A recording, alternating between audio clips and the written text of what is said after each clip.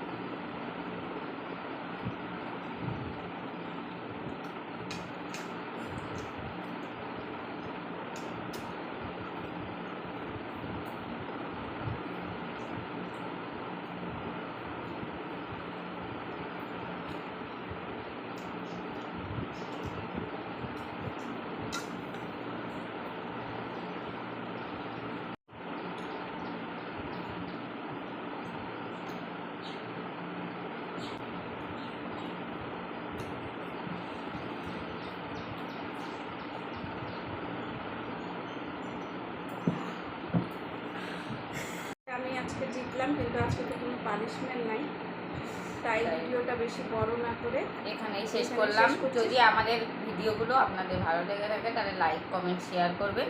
সবাই ভালো থাকবেন আর পাশে থাকা বেল আইকনটি অল করে দেবেন। তাহলে আজকের মতো টাটা।